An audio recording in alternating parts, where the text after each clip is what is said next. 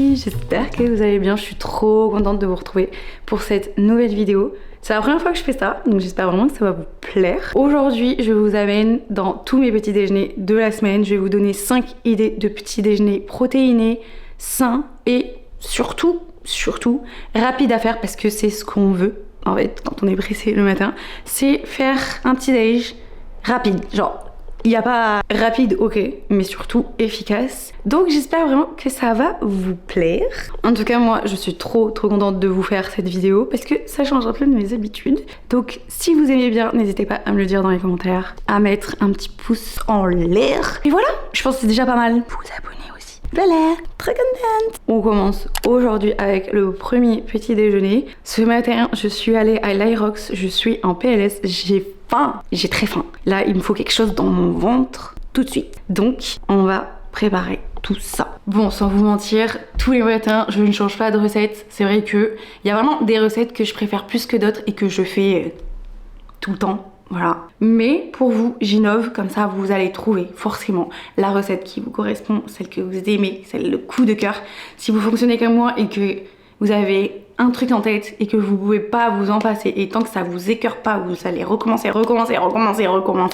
Cette vidéo est pour vous, vous allez peut-être trouver votre coup de cœur. Bref, ce matin, on commence par quoi? On va se faire une recette. Alors, je suis plutôt team sucré. Perso le matin, je vais pas me faire des avocats au toast, enfin ça va m'arriver mais je préfère quand même quand il y a une petite touche sucrée. Donc là c'est un peu un petit déj salé mais vu que j'aime le sucre, bah j'ai mis un peu de sucré dedans. On va se faire une sorte de cottage cheese avec du miel et du sel.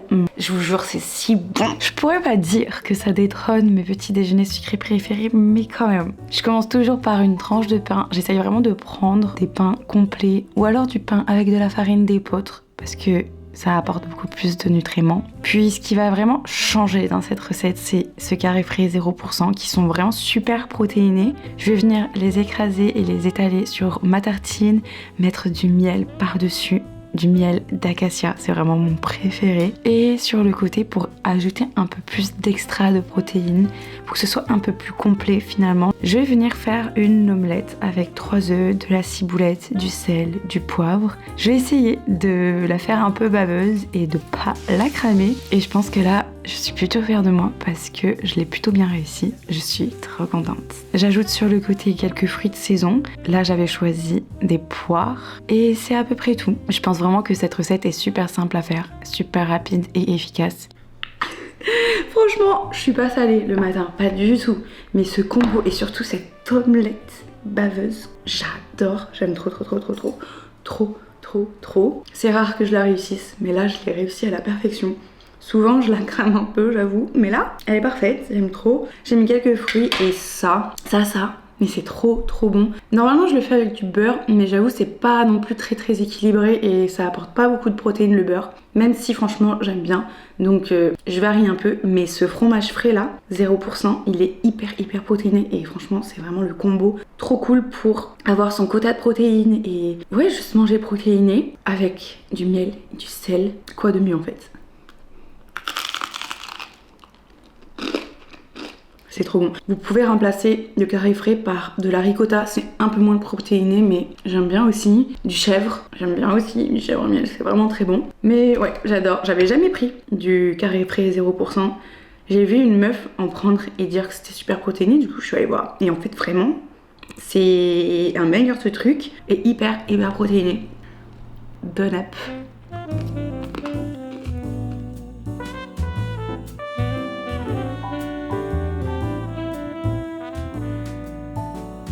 On se retrouve quelques heures plus tard, il va bientôt faire nuit et c'est le moment de préparer le petit déjeuner de demain. La recette que je vais vous présenter, je la porte pas dans mon cœur depuis très longtemps. C'est le chia pudding. Il faut savoir que je détestais cette recette, enfin je détestais le chia pudding jusqu'à une fois où je suis allée chez une pote et elle me l'a fait bien pour de vrai et j'ai rajouté quelques petites choses pour encore plus aimer et donc là je vais vraiment trouver la recette parfaite pour apprécier le chia pudding. Franchement je reviens de loin et je vous jure j'adore. C'est vraiment la recette que je vais faire quand je sais que le lendemain ça va être cata, que je vais être en retard de ouf et que j'ai vraiment pas le temps mais il faut que je mange pour nourrir mon corps parce que j'ai faim et qu'il faut juste nourrir son corps pour subvenir à ses besoins en fait. Le chia pudding c'est principalement fait du coup de graines de chia, comme son nom l'indique finalement. J'ai mon petit ordinateur pour vous dire les bienfaits des graines de chia. Elles sont excellentes pour le cœur, facilitent le transit, renforcent les os, les dents, hydratent la peau, aident à la perte de poids si jamais vous voulez perdre du poids, favorisent le sommeil. Elles sont excellentes pour le cerveau, pour prévenir du diabète. Elles apportent même une meilleure endurance. Enfin bref, il y a de multiples bienfaits. Franchement, avant j'en prenais pas du tout et là j'essaye d'en manger pas le plus possible mais le plus régulièrement possible parce que c'est super bénéfique. Bref, je vous montre la recette de mon chia pudding. Ok, donc là je vais prendre un récipient comme ça, ou un tube comme vous préférez. Ça n'a pas vraiment d'importance. Personnellement, je vais prendre un ancien pot de miel que je recycle et re-recycle. Je vais y mettre dans ce récipient 3 grosses cuillères à soupe de graines de chia, 2 cuillères à soupe de flocons d'avoine, 150 ml de lait, celui de votre choix. Personnellement, je mets celui de noisette parce que j'adore le goût. On mélange le tout. Vous pouvez aussi mettre un petit extra de sirop d'agave si jamais vous voulez que ça soit un tout petit peu plus sucré. Vous remélangez, vous fermez le récipient et vous conservez la préparation au frigo toute la nuit et vous attendez le lendemain.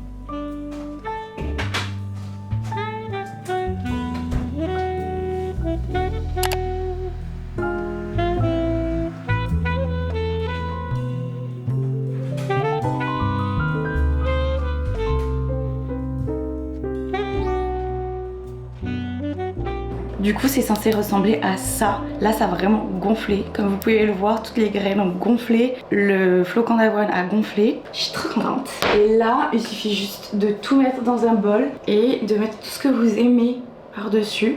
Je vais mettre d'abord un skyr comme ça à la myrtille pour donner un peu plus de goût. Et je vais y rajouter encore plein de petites choses que j'adore. Vraiment, le principe, c'est de mettre tout ce qu'on aime dessus et c'est excellent. En ce moment, je suis vraiment obsédée par les myrtilles. Ne me demandez pas pourquoi. J'en mets un peu partout. J'en ai de congelés, donc vraiment, c'est super pratique. Là, c'est super simple, je vais venir faire en sorte que ça fasse une sorte de confiture. Donc je vais les mettre dans une casserole avec de l'eau et un peu de sirop d'érable ou de miel, peu importe votre préférence. Je vais attendre un peu que ça prenne et que ça caramélise. Ça va vraiment devenir notre base pour le topping de ce chia pudding. Je mets du skyr en fond, le mélange de graines de chia, de la banane et bien évidemment ma préparation de myrtille avec un peu d'extra de beurre de cacahuète que j'ai pas pu vous montrer parce que ça a coupé. Mais voilà, cette préparation, je l'adore. C'est mais tellement bon. Ça a l'air incroyable. Incroyable, incroyable, incroyable. Genre trop bon, trop contente. Trop bon. Bon appétit.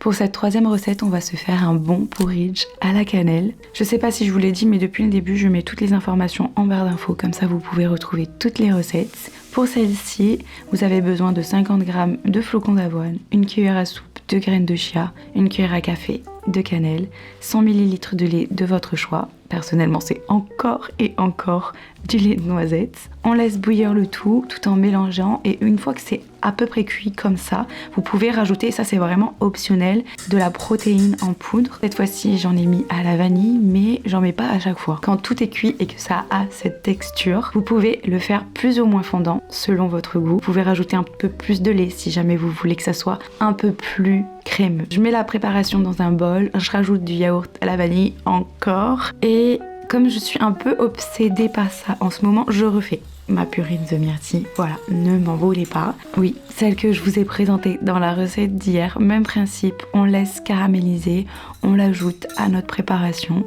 J'aime aussi mettre quelques graines sur le dessus. J'ai choisi de mettre cette fois-ci des noix de pécan et des graines de chanvre qui sont une très bonne source de protéines et d'oméga.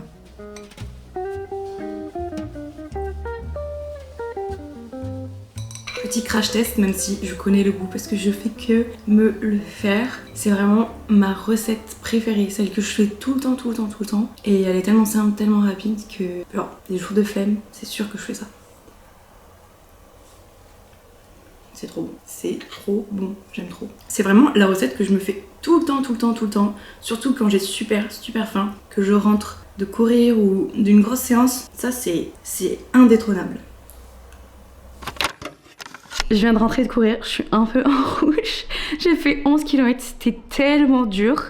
Mais on lâche pas. Plus que 4 semaines, je crois. C'est cata. Mais on va pas être trop avancé. Là, j'ai trop faim comme d'habitude. Et je vais me faire un petit déj, mais j'avoue, j'ai triché pour celui-ci un tout petit peu. Juste, faut préparer son granola à l'avance. Mais ça, en vrai, si vous le faites le dimanche, vous en avez vraiment pour toute la semaine. Et c'est trop bien de le faire soi-même parce que en vrai de vrai, c'est hyper rapide et vous pouvez au moins contrôler ce que vous mettez dedans. Si vous voulez mettre moins de sucre, vous pouvez mettre moins de sucre. Si vous voulez mettre plus de protéines, vous mettez plus de protéines. Franchement, vous pouvez juste faire à votre sauce. Et je le fais vraiment depuis minimum, je pense, 2 mois. Avant, on les achetait en supermarché et en fait, c'est juste tellement mieux de les faire soi-même. Enfin, c'est tellement simple que vous ayez un four ou un air fryer. De base, je le faisais pas parce que j'avais que un air fryer et vu que je faisais que voir des recettes au four, je me suis dit bah je peux pas le faire, mais en fait si, ça marche aussi au air fryer, donc je suis très contente. Du coup, avant de faire mon petit déj du jour, je vous montre déjà la recette du granola. Je crois vraiment que je n'achèterai plus jamais de granola de ma vie tellement j'aime celui que je me fais.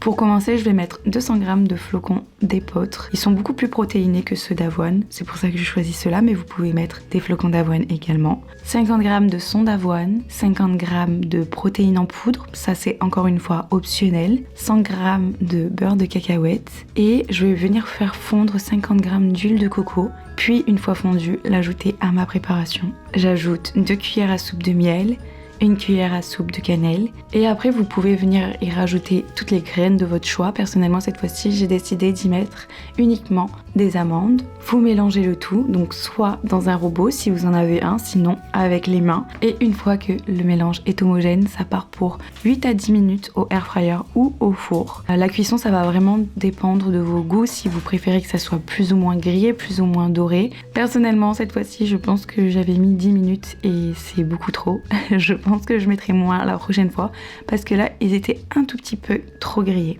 Maintenant qu'on sait bien faire le granola, il est temps juste de dresser en fait. Juste c'est hyper simple. Il y a juste à assembler le tout pour que ça soit excessivement mais délicieux. Quand je me fais un bol de granola, ce que j'aime me mettre au fond du bol, ça va vraiment être 2 grosses cuillères de yaourt vanille Alpro. Vraiment, je pense que là, depuis le début de la vidéo, vous avez compris que je l'aime, ce yaourt Alpro. Il est vraiment excellent. Je vais venir couper mes fruits préférés, mes fruits de saison. Donc là, j'ai choisi la poire, encore une fois. J'ajoute mon granola et vraiment que pour l'esthétique, je rajoute un tout petit peu de quinoa soufflé. J'adore ce bol. Moi en fait c'est simple, à chaque fois que j'ai pas le temps, à chaque fois que j'ai la flemme, je me remercie vraiment d'avoir fait mon granola le dimanche parce que ça change tout.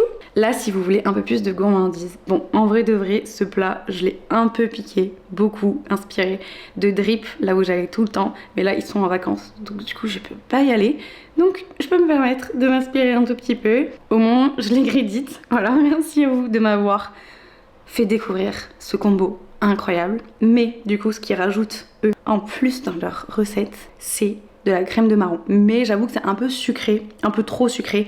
Déjà que les granolas sont pas mal sucrés, ça ajoute encore plus de sucré et bon c'est déjà pas mal comme ça. On va pas rajouter de la crème de marron, c'est que optionnel mais c'est hyper bon. J'aime. Et ce qui est bien, bon j'avoue je suis un peu obsédée par la cannelle donc j'en mets plein. Mais c'est que le granola, vous pouvez le faire à des goûts différents, vous pouvez mettre du cacao, tout ce que vous voulez. Mais j'avoue que la cannelle et la poire, ça s'associe tellement bien ensemble avec la vanille. Alors juste ce combo est incroyable.